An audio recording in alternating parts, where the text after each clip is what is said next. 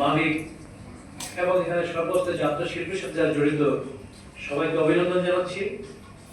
এই কারণে যে আমার একটা বিশাল অভিজ্ঞতা হয়েছিল 1978 সালে প্রেসিডেন্ট জিয়াউর রহমান সাহেবের হাত ধরে আমি সাংস্কৃতিক জগতে প্রবেশ করেছিলাম ছাত্র রাজনীতি থেকে।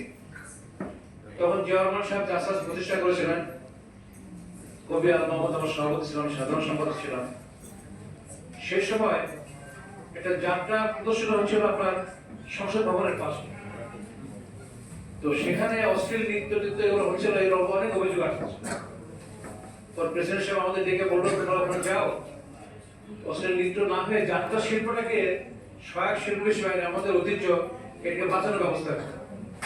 আমরা সেই সময় যাত্রার মালিকদের সাথে, অভিনেতা অভিনেত্রী সবার সাথে কথা বলেছি সংগঠনের পক্ষ থেকে, এবং তাদেরকে বলেছি যে এটা একটা সাংস্কৃতিক ঐতিহ্য হবে। আমরা যেমন বাংলা ভাষায় কথা বলি, আমার যেমন ঐতিহ্য, আমরা যেন যেভাবে আচরণ করি, যেভাবে আচরণ করি, এগুলো যেমন আমাদের ঐতিহ্য, তেমনি যাত্রা কিন্তু আমাদের প্রাচীন সাংস্কৃতিক ঐতিহ্য।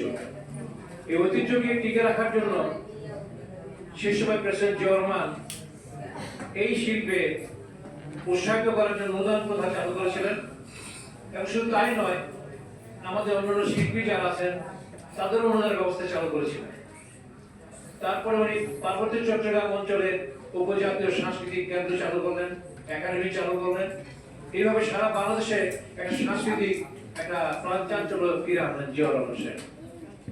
এবং জিয়াউর রহমান সাহেব টার্গেট ছিল, একটা দেশকে যদি গণতান্ত্রিক ধারায় প্রতিষ্ঠিত করতে হয়, প্রথমে তার সংস্কৃতিকে প্রতিষ্ঠা করতে হবে। অর্থাৎ সংস্কৃতিবিহীন কোন গণতন্ত্র অচল।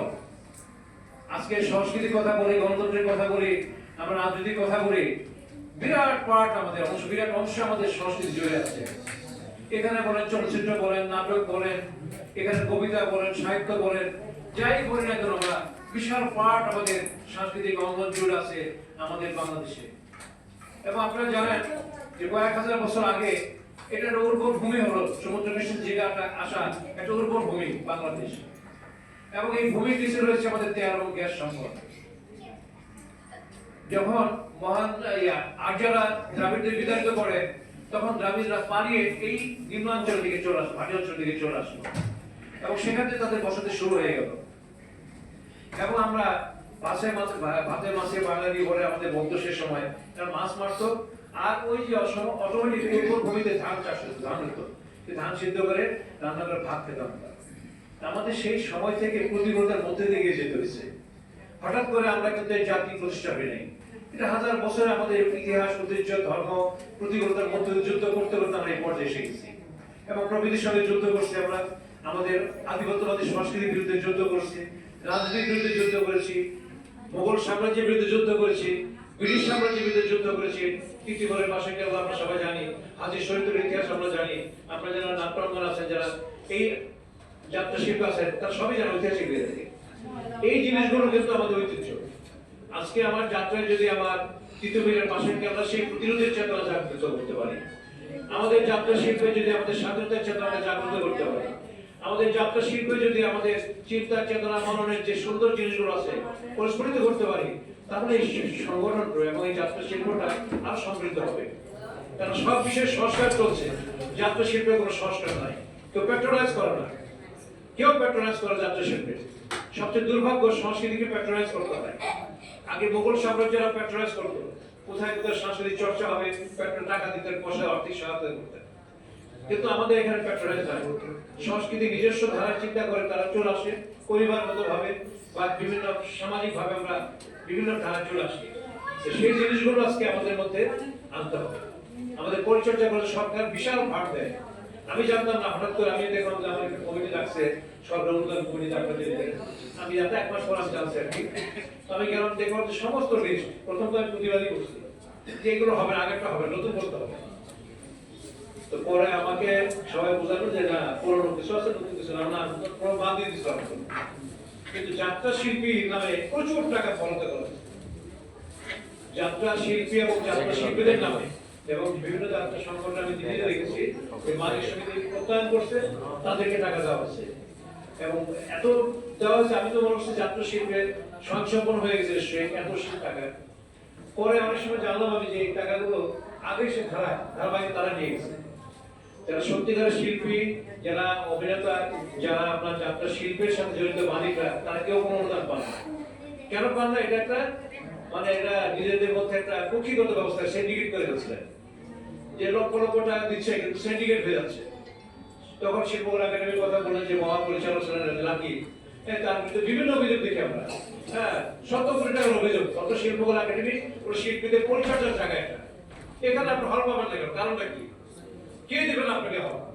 আপনি শিল্পী চর্চা করেন, চর্চা করেন, আপনি এখানেই তো তার জায়গা। আপনার ঠিকানা তো শিল্পকলা একাডেমি। জিয়ারমান সাহেব শিল্পকলা একাডেমি করার জন্য পাশাপাশি পাবলিক আর্টস তৈরি করছেন, মনে আছে আপনাদের? পাবলিক আর্টসে এমার্কেট করে দিলেন যে শিল্পকলার সাথে, যে পাবলিক আর্ট শিল্পকলা করে একটা সাংস্কৃতিক বলয় সৃষ্টি করবে। এবং সাংস্কৃতিক বলয় মানে আজকে যে বিল্ডিং গুলো দেখেন সেই সময়ের পরিকল্পনা, এই সাংস্কৃতিক বলয় তৈরি করছেন। এবং ওনার প্ল্যান ছিল যে আমাদের রমনা পার্ক এবং সহ টোটাল এই বেষ্টনীতে নাট্য উৎসব, সাংস্কৃতিক উৎসব, যাত্রা উৎসব, বিভিন্ন উৎসবে বাংলা থাকবে। তার জিয়া রহমান সাহেব চায়না গেছেন, আমার সেই সময় 78-এ আমাদেরকে চায়না পাঠিয়েছিলেন।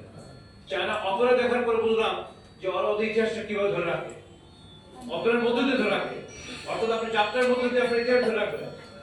আজকে আমরা যদি প্রতিরোধের চিন্তা, আমরা যুদ্ধ করেছি পূর্বপুরুষরা বা এই প্রজন্ম জুলাইয়ের আন্দোলন যারা করলো, এটা তো একটা অংশ আমাদের সমাজের, আমাদের জীবনের একটা অংশ। এই অংশটাকে তুলে ধরতে হবে। এবং আমি মনে করি যে আপনারা সেই চিন্তা ভাবনা থেকে এই যাত্রা শিল্পে নতুন উদ্বোধন করলেন আপনারা। এবং আপনাদের কাছে অনুরোধ থাকবে যে দল মত নির্বিশেষে আমরা চাই যে যারা সত্যির অর্থে দেশ একটা বিভাজন হয়ে গেছে, দেশে জুলাই আন্দোলনের বিভাজন হয়ে গেছে। আমি চাই বা না চাই, আপনি চান বা না চান, একটা বিভাজন হয়ে গেছে। জুলাই আগের যে সরকার, সেই সরকার এইগুলোকে সিন্ডিকেট করে এই সমস্ত বন্ধ করতে হবে না মোবাইলটা।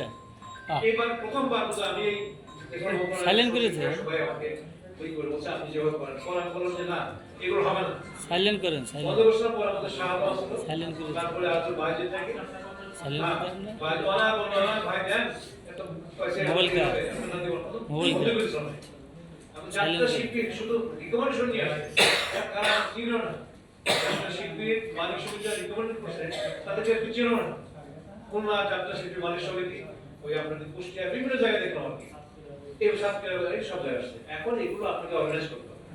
আপনার সত্যি এইবার যে ফান্ড আসছে, কথা বলবো আর কি, এবার যে ফান্ড আছে এটা যাতে মিস না হয়, এই জন্য আপনারা একটা আবেদন করেন।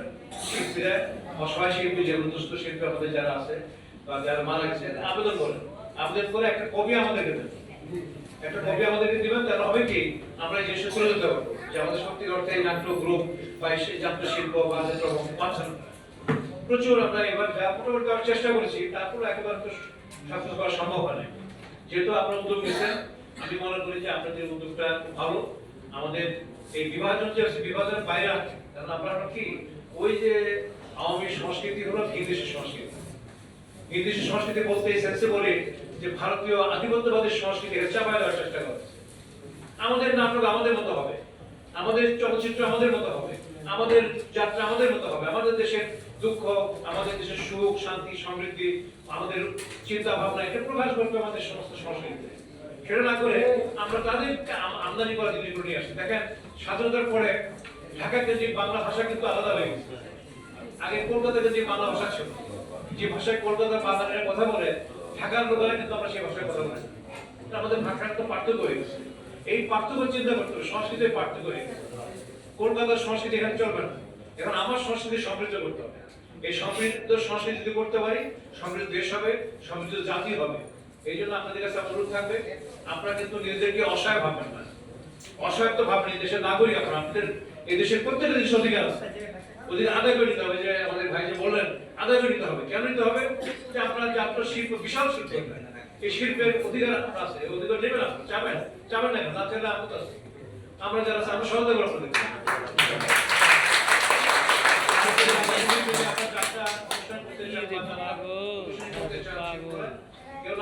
আমাকে পাবেন, সমস্যা হবে না। আপনারা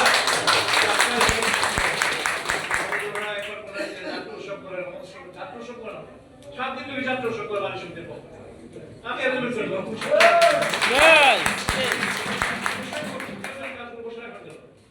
এই কাজগুলো করার জন্য একটা উদ্যোগ নিতে হবে। আপনারা যখন একটা উদ্যোগ নিচ্ছেন, এই উদ্যোগটা নেন, আমার মনে হয় এই উদ্যোগের ভিতর দিয়ে যাত্রা শিল্পের নতুন বিকাশ ঘটবে।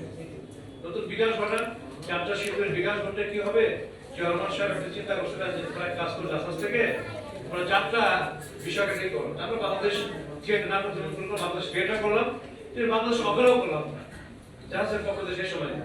যদি সকল আমরা ওইভাবে হতে পারি নাই, কিন্তু আমরা এটা করছিলাম। কেন করছিলাম? যে আমরা টার্গেট হলো যাত্রা শিল্পকে আমরা আধুনিক দৃষ্টিভঙ্গিতে করবো। আমরা কেন করবো? যে যাত্রা শিল্পে এবার করে থাকতে পারে না, ওই প্রাচীন একটা চিন্তা ভাবনা দিয়ে হবে না। হ্যাঁ, বিবিতে করে না। আমি তো এইটুকু